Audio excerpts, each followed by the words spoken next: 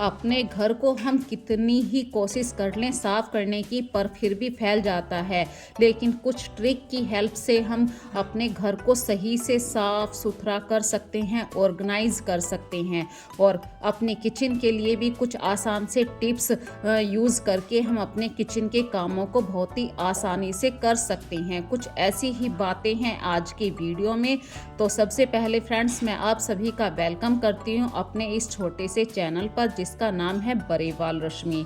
और कोशिश करती हूँ कि आपको ये वीडियो ज़रूर पसंद आए, और आशा करती हूँ कि आप सभी स्वस्थ होंगे, मस्त होंगे। तो इस वीडियो को फुल एंजॉय कीजिए बिना किसी टेंशन के, क्योंकि टेंशन ही सबसे बड़ा रीज़न होता है हमारी ज़िंदगी में जो प्रॉब्लम्स आती हैं। तो प्रॉब्लम तो देखिए हर किसी की लाइफ में आती हैं, लेकिन उन प्रॉब्लम से बचने के लिए हम नए नए उपाय करते हैं, नई नई ट्रिकों का यूज़ करते हैं। चलिए बिना देरी के आज की वीडियो को स्टार्ट करते हैं।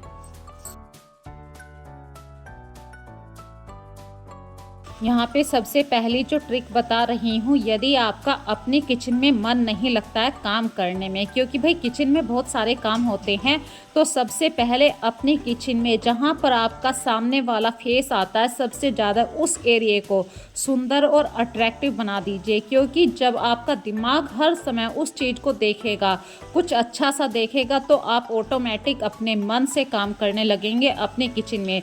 जैसे कि मुझे चाय पीना बहुत पसंद है, तो मैंने कुछ ऐसा ही स्टिकर अपने किचन के सामने वाली वॉल पे लगवाया।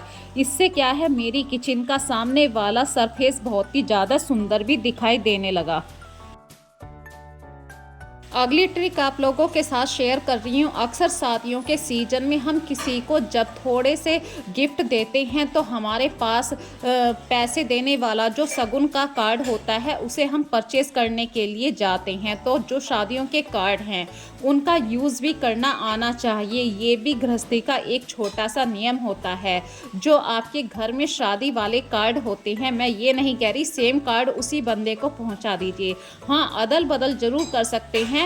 और बिना कटिंग के, बिना कोई खर्चे पाने के, देखिए एक शगुन वाला कार्ड आप घर पर कुछ मिनटों में तैयार कर सकते हैं। ऑलमोस्ट मैं कह सकती हूँ कि सिर्फ 3 या 4 मिनट के अंदर एक शादी का शगुन देने वाला कार्ड तैयार हो गया। अब इस पे आप अपने जिसको शगुन देना है वो नाम लिख सकते हैं। जैसे कि यहाँ पे मैंने सिर्फ बरेवाल रश्मि लिखा है, जो मेरे चैनल का नाम है। इस तरीके की छोटी छोटी सी बातें अक्सर मैं आप लोगों के साथ शेयर करती ही रहती हूँ। अब बात करते हैं अगली ट्रिक के बारे में। सर्दियों का सीज़न चल रहा है और हमारे घर में जो सबसे चीज़ें गायब होती हैं, सबसे ज़्यादा चीज़ें गायब होती हैं वो हैं जब हम कहीं पर तैयार होने के लिए जाते हैं, हम सॉक्स पहनते हैं, पता चला एक सॉक्स मिल गया, दूसरा सॉक्स मिला ही नहीं। तो फ्रेंड्स, इस प्रॉब्लम से बचने के लिए आपको दोनों सॉक्सों को इस तरीके से एक साथ इकट्ठे कर लेना है और उसको अच्छी तरीके से बस 3 बार रोल कर लेना है। इससे क्या होगा, जो आपका सॉक्स है वो कभी भी इधर उधर नहीं होगा।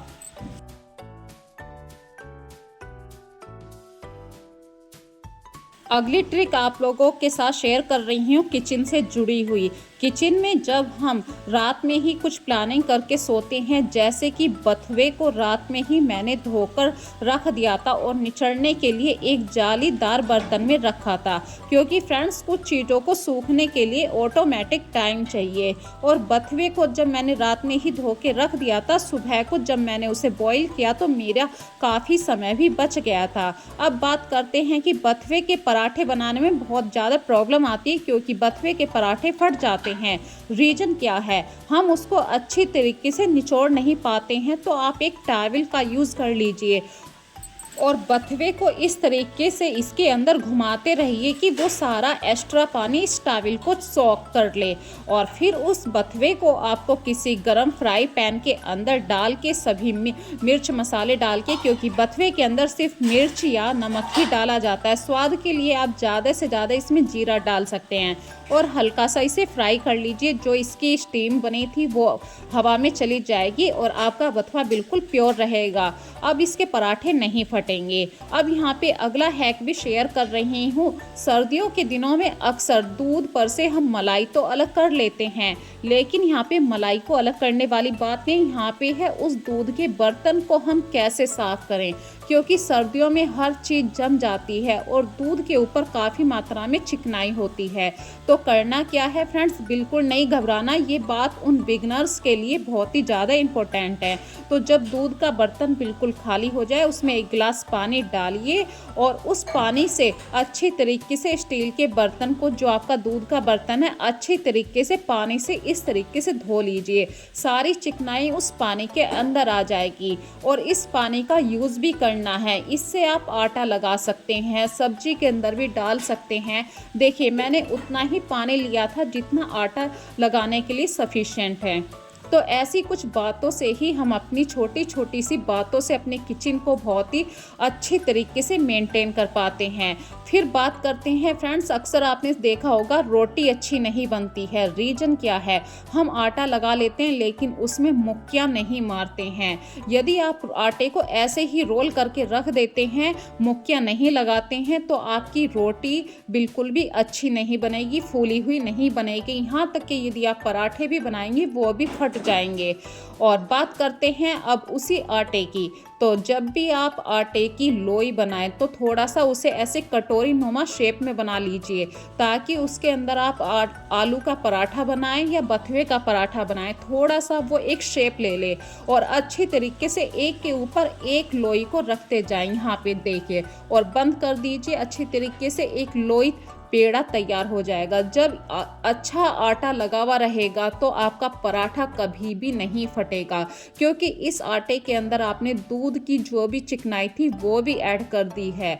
और बथुए का पराठा यदि थोड़ा बहुत फट भी जाता है तो बथुआ बाहर नहीं आने का, क्योंकि सिर्फ मूली का पराठा ही बाहर आता है इस तरीके से। पर बथुआ है, आलू है, ये आटे के साथ अच्छी तरीके से चिपक जाते हैं। और सर्दियों में फ्रेंड्स घी भी जम जाता है, ये भी एक छोटी सी बात है। तो आप या तो घी को गर्म कर लीजिए, पर यदि नहीं करना चाहते हैं तो 1 चम्मच की हेल्प से घी को 1 चम्मच में बड़ी शेप में ले लीजिए और हाथ से पराठे के ऊपर लगाएं। गर्मा गर्म पराठे का एंजॉय कीजिए, बथुए का पराठा। और सर्दियों में फ्रेंड्स मिर्ची का अचार खाना किसे पसंद नहीं। आपने अक्सर मिर्ची के अचार को काट के 2 भागों में काट के तो डाला है कितनी बार, लेकिन आज मैं अलग तरीके का अचार आप लोगों के सामने लेकर आई हूँ। इंस्टेंट खाने के लिए भी तैयार है। तो आज मैंने मिर्ची के अचार को काटा नहीं है, मिर्ची को बारीक बारीक आप दरदरा कूट लीजिए, चाहे मिक्सी में या इमाम रिश्ते के अंदर कूट लीजिए, कूटनी जिसको बोलते हैं। अब इस हरी मिर्ची को, जिसको आपने दरदरा कूटा है, किसी बर्तन के अंदर ट्रांसफ़र कर लीजिए। इसके अंदर आपको अमचूर पाउडर, खटाई पाउडर, नमक, हल्दी, धनिया और थोड़ा सा गरम मसाला डालना चाहे तो डाल सकते हैं। हींग जरूर डालिए। प्योर देसी तेल, जिसको हम सरसों का तेल कहते हैं, वो ज़रूर यूज़ कीजिए, क्योंकि सरसों के तेल से ही अचार में बात बनती है। और सबसे लास्ट में मैंने मेथी दाना भी डाला था। फिर आप इसे किसी कंटेनर के अंदर फिल करके रख दीजिए। 24 घंटे के अंदर अंदर ये अचार खाने लायक है। एक तरीके से आप कह सकते हैं ये एक चटनी भी है, दरदरी चटनी। और सर्दियों के मौसम में चटनी हो, अचार हो, इनको खाने से हमारी हेल्थ को बेनिफिट ही होता है। और जब आपने मिर्ची का अचार डाला है तो इन हाथों में फ्रेंड्स थोड़ी सी जलन हो जाती है, तो उस मिर्ची की जलन को कम करने के लिए आप तुरंत के तुरंत आटा ज़रूर लगाइए, क्योंकि आटा जो होता है वो आपके हाथ की गर्मी को अपने अंदर ले लेता है। इससे मिर्ची की जो जलन होती है वो भी ख़त्म हो जाती है। सर्दियों का टाइम है फ्रेंड्स, अक्सर हम कपड़े धोने में आलकस कर जाते हैं, पर वीक में एक बार तो आपको अपनी डाइनिंग टेबल के जो मैट होते हैं वो ज़रूर धोने चाहिए। डाइनिंग टेबल का जो कवर है, जैसे कि ये टेबल है, इसके ऊपर मैंने वॉल स्टिकर चिपका रखा है। कुर्सियों को साइड में इसलिए रख दिया था क्योंकि अभी अभी मैंने झाड़ू पोछा किया था। झाड़ू पोछा करने के बाद जब हम सामान को सही तरीके से ऑर्गेनाइज करते हैं, धुले हुए कपड़ों को अपनी डाइनिंग टेबल पे बिछाते हैं, तो आपकी डाइनिंग टेबल का एक अलग ही रूप निकल कर आता है। देखिए, आप सोचते हैं कि सर्दियों में आज नहीं कल धो लेंगे, कल नहीं परसों धो लेंगे, लेकिन ये जो हैबिट होती है ना कहीं अनहाइजीन होती है। और फ्रेंड्स, यहाँ पे छोटी सी बात शेयर कर रही हूँ। मैंने अपनी कुर्सियों की कवर पर कोई लास्टिक नहीं डाल रखी है, क्योंकि लास्टिक एक समय के बाद ढीली पड़ जाती है। तो इस तरीके की मैक्रम की डोरी का मैं इस्तेमाल करती हूँ। पर फ्रेंड्स, कभी कभी जब हम कपड़े धोते हैं, ये मैक्रम की डोरी भी निकल जाती है। तो इसके लिए आप स्टार्टिंग वाले सिरे पर एक मतलब नॉट बांध दीजिए, वो भी फ्लावर शेप में, ताकि वो हमारी जो डोरी है मैक्रम की वो बाहर ना निकले। या फिर जो प्लकर होता है उसके अंदर इस तरीके से बांध के डोरी को आप इस डोरी को चेयर के कवर के अंदर डाल सकते हैं। अक्सर फ्रेंड मेरे साथ क्या होता था, जब भी मैं चेयर के कवर वॉश करती थी तो मैक्रम की डोरी निकल जाया करती थी। तो मैक्रम की डोरी ना निकले, हर बार मेरा काम बढ़ जाता था, टाइम भी ज़्यादा खर्च होता था। इस बात से बचने के लिए मैंने जैसे ही डोरी डाली, या तो देखिए आप स्टार्टिंग वाले सिरे पे एक फूल नुमा डोरी मतलब फूल बना दीजिए, ताकि डोरी वापस ना जाए, और चली जाए तो प्लकर की हेल्प से आप उसे खींच भी सकते हैं। तो यहाँ पे देखिए, जब लास्टिक ढीली हो जाती है तो अक्सर चेयर का कवर भी इधर उधर हिलता रहता है।